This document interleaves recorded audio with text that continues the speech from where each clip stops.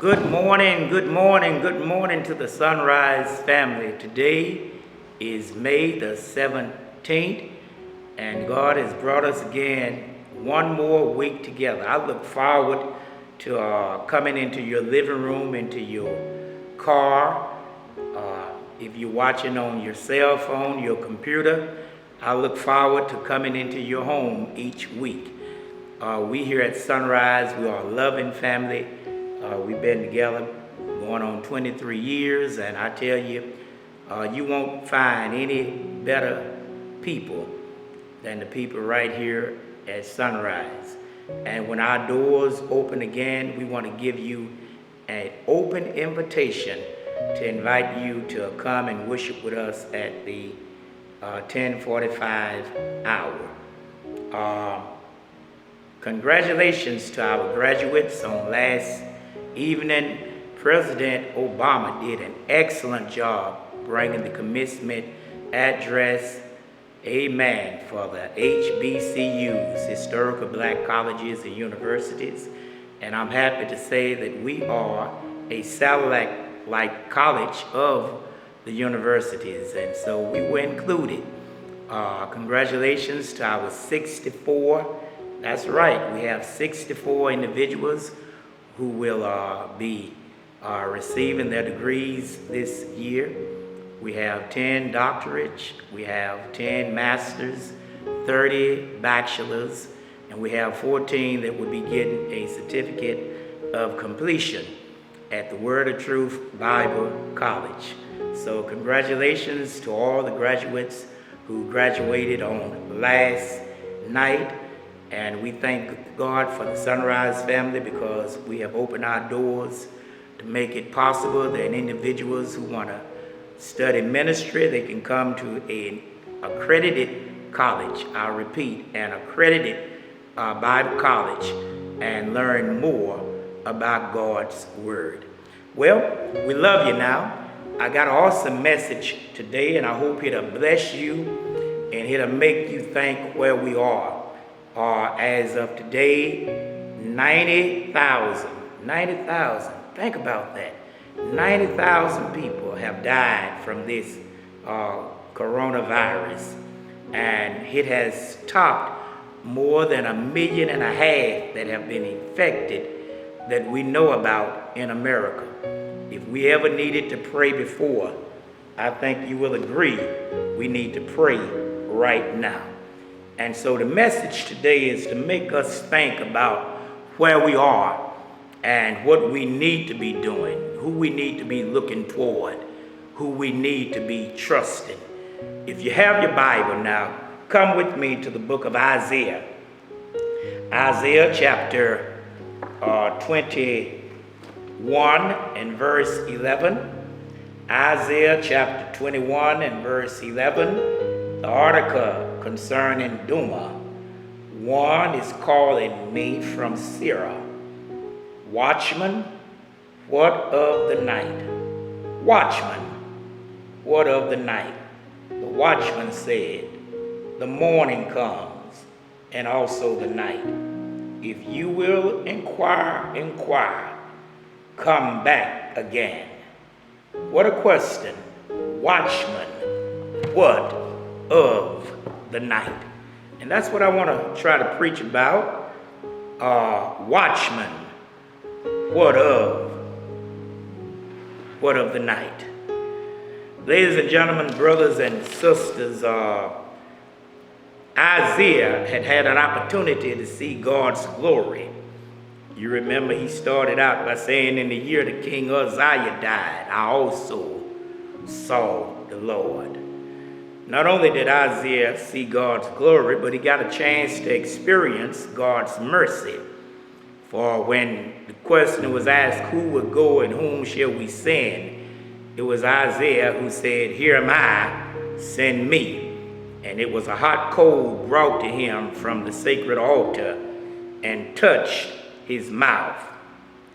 But not only did he see God's glory and see God's mercy, but he experienced God's commission, because God commissioned him to carry the message to his people to remind them that although things look rough, though things look tough, God had not forgotten about Israel.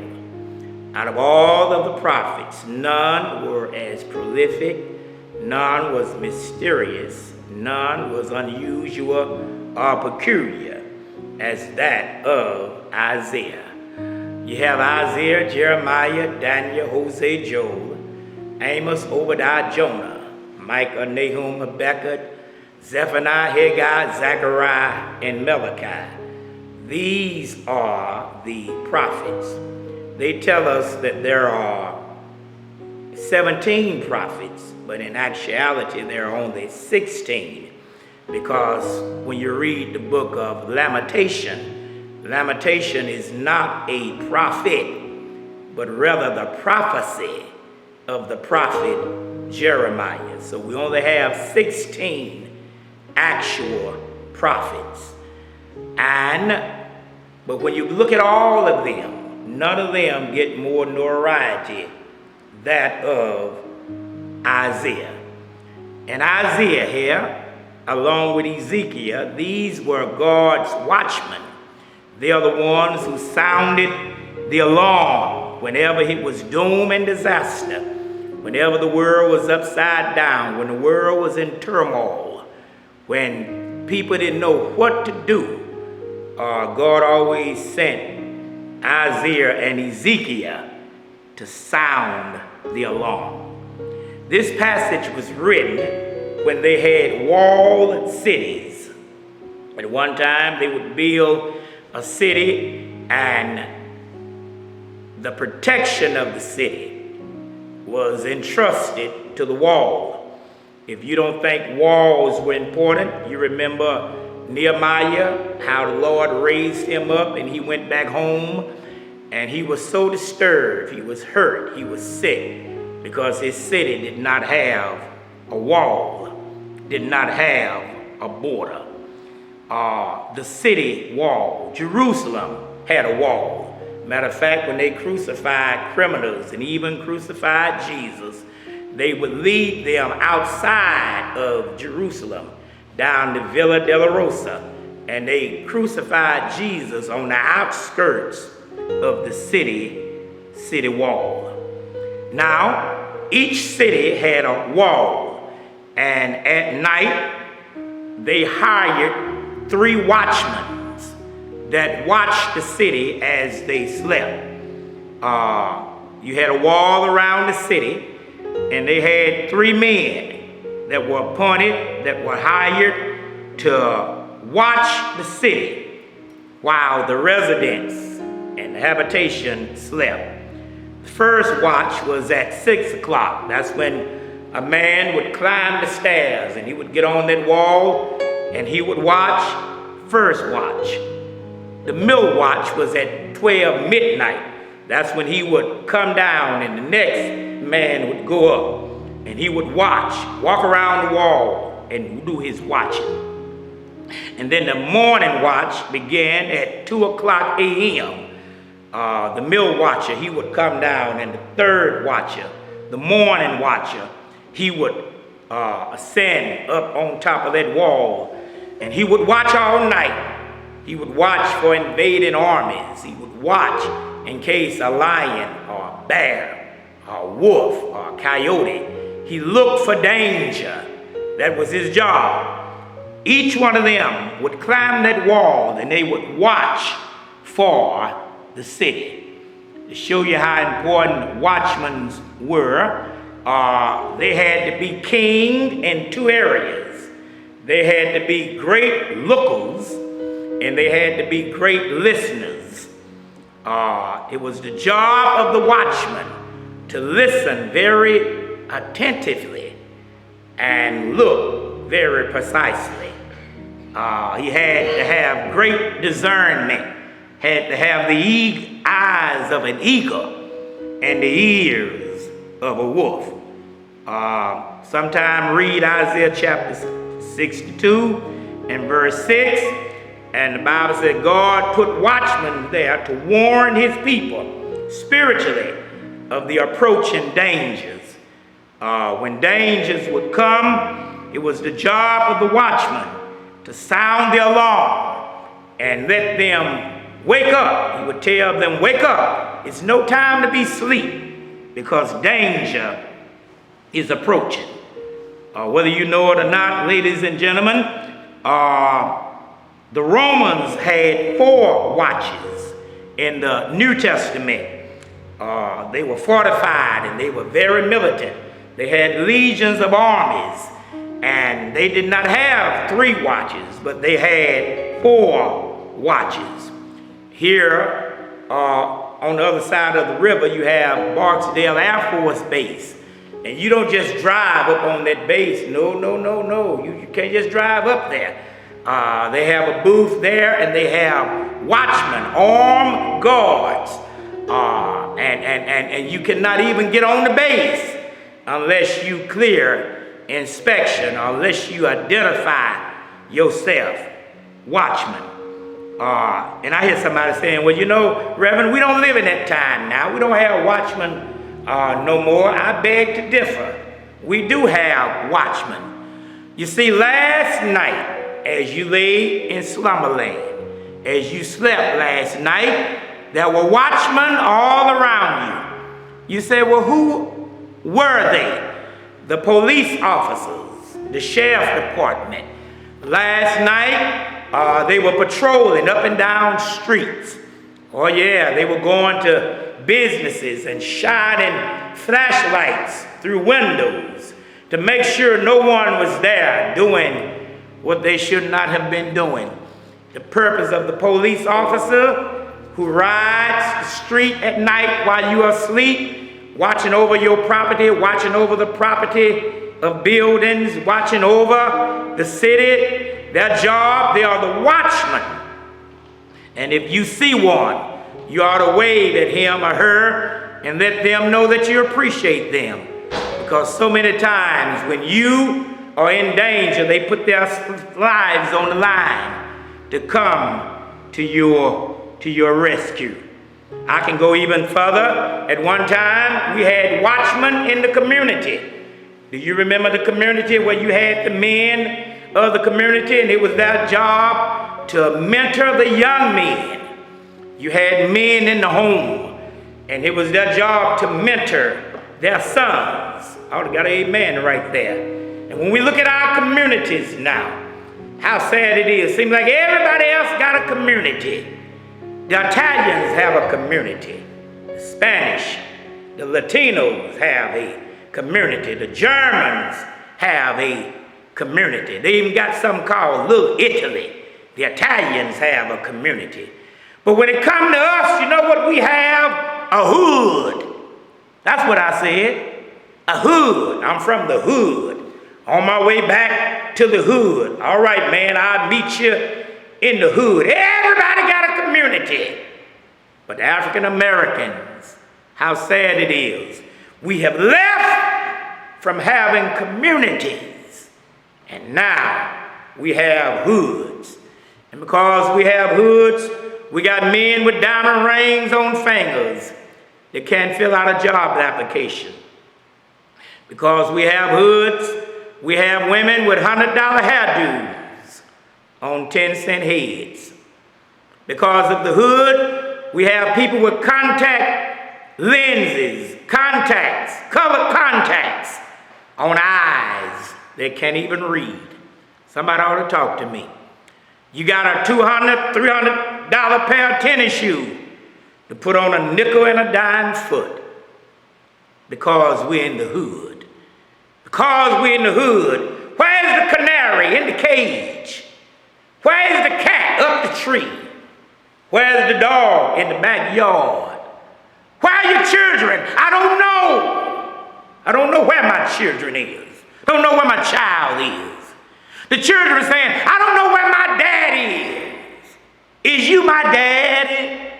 Don't even know their father.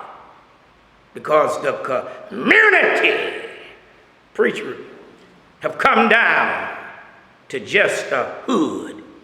And we used to have the watchman in the home. I mean, if you was in the community, it wasn't her child or her child, but it was everybody's child. I remember if I messed up on Myrtle Street, Miss Shani Vaughn or Miss McCurry or Miss Mazola, if I messed up Brother Joe or Miss Powell or Mama Lewis or Nellie Moore, they had the right to discipline me. And they would call down and tell my aunt we had to whoop him. And when I got home, I got whooped all over again. That's the kind of community. Are y'all gonna say amen? Anybody know what I'm talking? Come on, talk to me. That's the kind of community that we grew up in. That's the kind of community where everybody loved everybody. If you killed a hog, everybody got something. You got a foot, you got some ears, you even got hog head cheese, everybody got something. We looked out for each other. You had a latch on the door, and you didn't even have to lock your latch. You could leave home and leave your door open, because everybody on the street watched out for you. Y'all know what I'm talking about. That's when we had the community. If somebody got sick, people would take turns coming cleaning up your house and watching you, looking out for you, making sure your grass was cut. We looked out for each other. We knew about each other. And we live in a time now your neighbor can be dead, and they can be in the house for 2 or 3 weeks, and nobody in the community, in the hood, know anything. Oh, you ain't got to believe me. You can take a trip, and y'all need to stop putting stuff on Facebook talking about when you out of town. You on Facebook talking about you on your vacation, and telling when you gonna get back, and when you get home, all your doors open, all your stuff gone, and you want to know why it's gone because you done told them where you were. And the sad thing is your neighbors right across the street playing dominoes, and if you ask them, did you see anything? Did you see anything? All my stuff gone out the house. Did you see anything? You already know what they gonna say. We ain't saw nothing. Ain't saw nothing. It's a difference between a community and a hood. We used to have men that made up the community. We had men in the church, the watchmen of the church. We had men that went down to the Capitol, that would go down to City Hall and speak for us. My. We had watchmen that cared about the community, that cared about the city, that cared about the state, and cared about the country. Oh, thank God for the men whose names have been etched into immortality, who cared about someone other than themselves. Thank God for Abraham Lincoln, who signed the Emancipation Proclamation.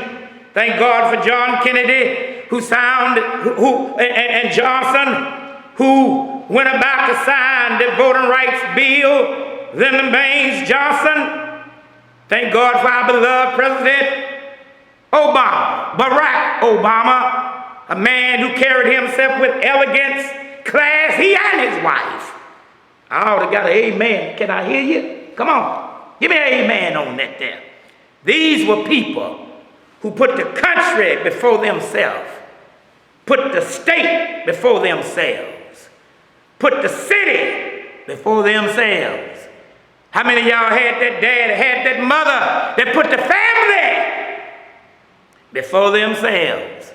Mama would go without so that you could have, so you would look decent to go to school. Can I get an amen anywhere? But nowadays we got mothers. She got her fingernails on. She got her toenails done. She got gold all in her mouth. She got her hairdo. She got her earrings on. She all dressed up going to the club. And if you look at her children, they look like baby kids. They don't die. They multiply. But there used to be a time mothers put their children first. This is when we had watchmen. And whether you know it or not, the church have a watchman. That's why the Bible says, obey them that have rule over you, for they watch for your soul. One day every preacher, every pastor gonna have to give an account of how he led the flock of God. Come on, say amen if you can. You are a watchman to watch out for the oncoming danger that would come against the house of the Lord. When you ask some people, what does it mean to be a minister? The first thing they say is, well, you know, the job of the preacher is to lead. The job of the preacher is to feed. But you got to do more than just lead and feed. It's also your job to protect. If you don't protect the flock, you won't have no flock to lead. And you won't have no flock to feed. This is why we are practicing social distance. We don't want to put our congregation in harm's way. We love you. Oh my God, I wish I could hug you. I wish I could see you every Sunday face to face. But because of what's going on, I want you to be safe. And I know you love me. You ought to want me to be safe. And we got to do what's right to look out for each other. Because if we don't look out for each other, who will?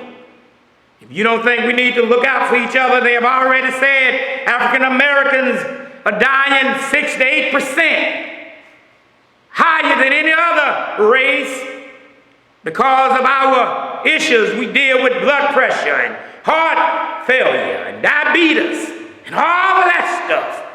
All of that stuff add up. I tell you, we got to look out for each other. You got to look out for your mama. You got to look out for your granddad. You got to look out for your grandmother. You got to look out for your aunt. You got to look out for your cousin. You got to look out for each other. You see me up here now without a mask on. But I tell you, if you see me in the public, I guarantee you I'm going to have a mask on. And I implore you, I beg you, don't go out the house without your mask and without your glove.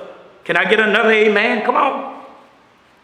Come on. Some of y'all looking at me. Come on. Protect yourself, but also protect each other. And then let me go ahead and close out. It was the responsibility, the job of the watchman. His job required two things: responsibility and visibility. Responsibility, meaning that he was held accountable for what happened on his watch. You hear people saying today, that's not going to happen on my watch. I don't want to be responsible. I'm not going to allow that to go on my watch, because one day I'm going to be held accountable for it. For you are a leader of the people, when you are a leader of a nation, the leader of a state, you ought to be concerned about your citizens. And you ought not just say anything and just do anything. When you got the nation looking at you, when you got the city, the state, when you got people looking at you, looking up to you, as a watchman, you ought to bear some responsibility. Long as you keep blaming everybody else, blaming, playing the lame game, that's not a picture of responsibility. And then finally, not only responsibility, but visibility. Meaning that you're supposed to have the eyes of the eagle.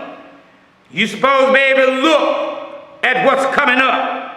You ought to have the vision, you ought to have the oversight to see danger as it approach. Sometime read 2 Corinthians chapter 2, verse 14. Go there. 2 Corinthians chapter 2 and verse 14. And it says, arise. It says, your presence is a sweet savor of life. It is your job to be alert to the people that you lead. It is as if the people are asleep. And when danger is coming, it's your job to shake them and say, wake up, because time is winding up. What of the night? The night is here. The night is coming. It's dark now. Wake up. Somebody today need to shake their nephew and tell him, wake up. You done been to jail 1 and 2 times behind these drugs. Don't you think it's about time you Wake up. Young lady, don't you know warning come before destruction? Wake up. You got away with some stuff when you were 10 and 12. You got away with stuff when you was 15. Now you 16, 17. You do something now, they would try you as an adult. Man, wake up. Wake up. We got to stop fighting each other.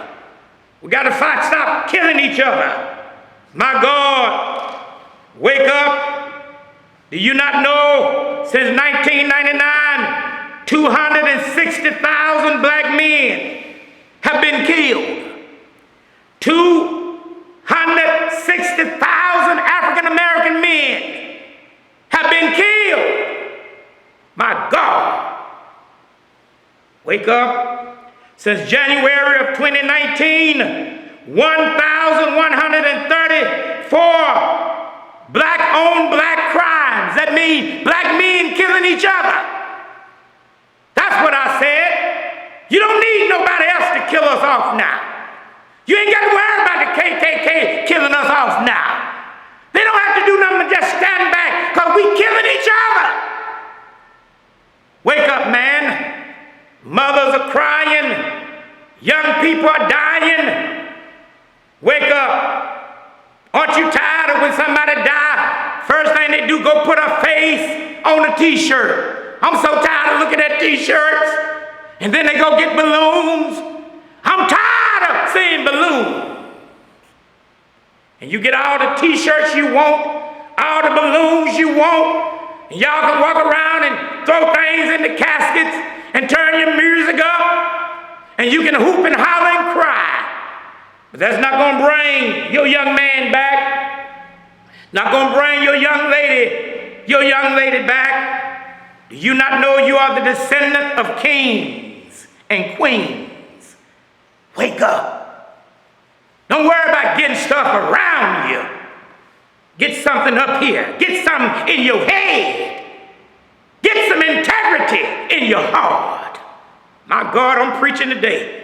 I'm preaching so good, if I could, I'd buy this CD myself.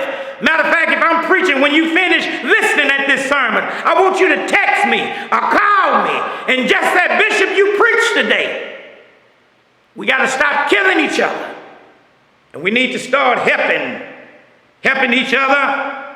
As I prepare to close out my little message, what of the night? Watchmen, what of the night?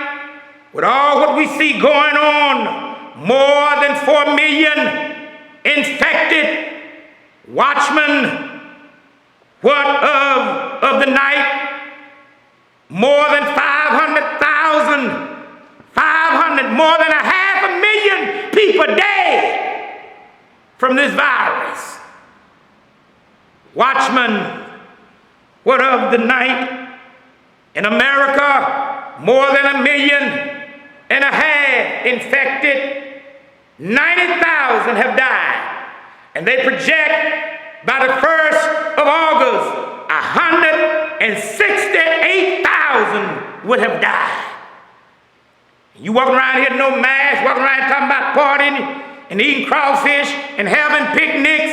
And they talking about everything open and I gotta go get this done and I gotta go get my nails done, gotta go get my hair done. And you gone out there and look good. And you sure gonna look good in your casket.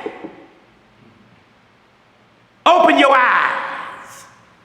Wake up. What of the night? My God, what a question. How long will the night be? When we look at our society, I ask the question sometime, how long will the night be? When I see men beating women, how long will the night be?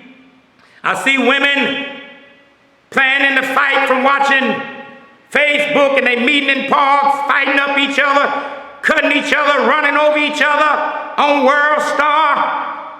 How long will the night be?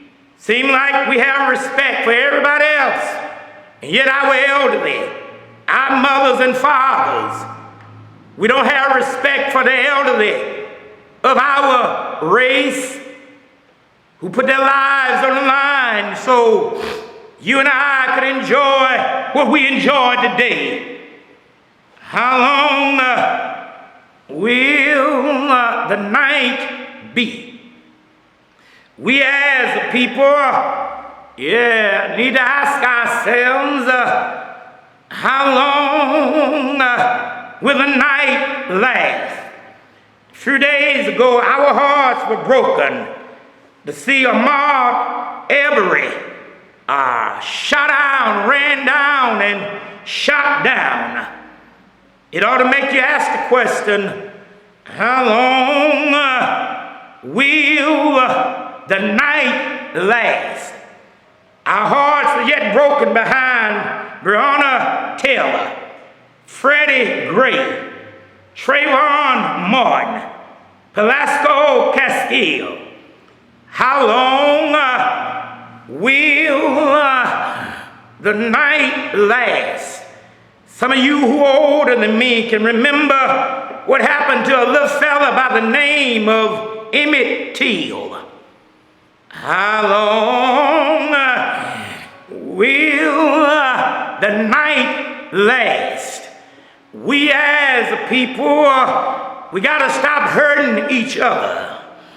And we as a people got to stop hating on each other. We got to get off the Facebook and put our faces in the holy book. Am I right, somebody? We got to have respect for each other. How long will the night last? We got to stop talking about each other. How long will the night last?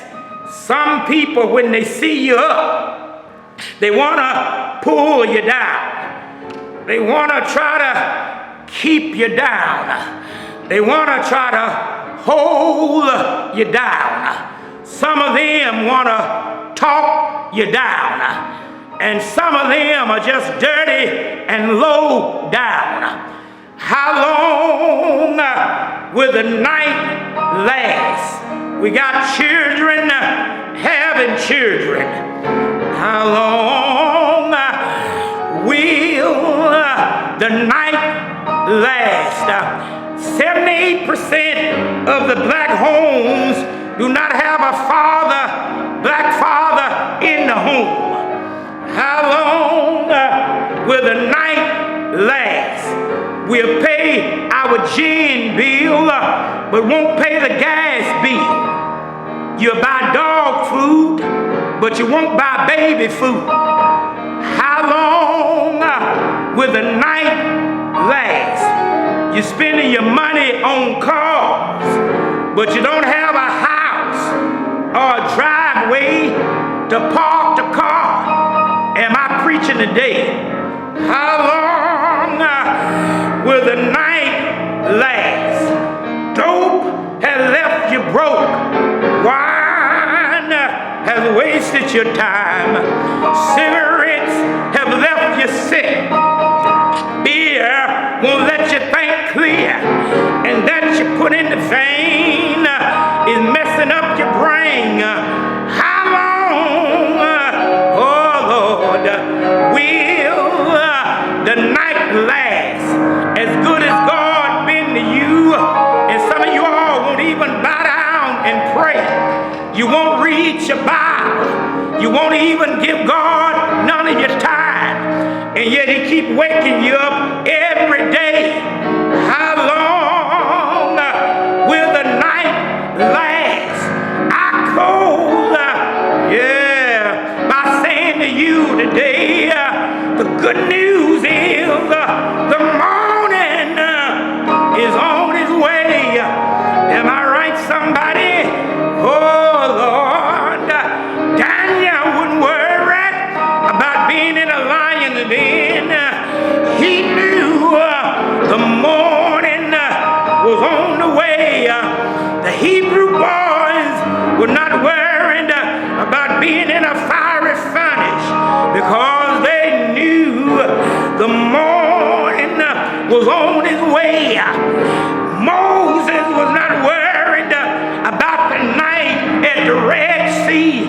because he knew the morning was on his way.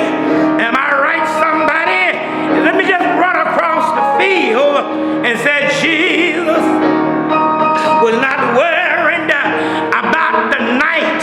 It got dark at 12 noon, dark as 1,000 midnights. But he wasn't worried about the darkness of the night, about the pain of the night, about the injustice of the night, about the hypocrisy of the night, about the crookedness of the night.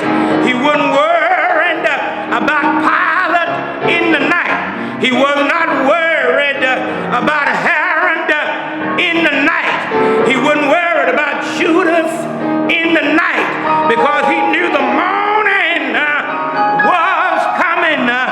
You know what the old preacher said? He died before lunch. He was buried before supper. But early Sunday morning, the morning did come. Watchmen, how long? I don't know how long it's gonna be, but I tell you one thing, until the morning come, I'm gonna lift up my eyes until the hill from which cometh my help, because all my help comes from the Lord. You be encouraged, Louisiana. You be encouraged, Texas. You be encouraged, Mississippi. You be encouraged, New York City. You be encouraged, Chicago, Illinois. The morning will come, and I think I ought to tell you, weeping may endure for a night, but joy is coming in the morning. Have I got a witness? Wave at me. The morning is coming. Yeah, the morning is coming. God know where you are. God has not forgotten about you. God is going to make a way for you. The morning, the morning, the morning, the morning will come. Watchmen, what of the night? The morning will come. I've had some good days. I've had some hills to climb. I've had some weary days.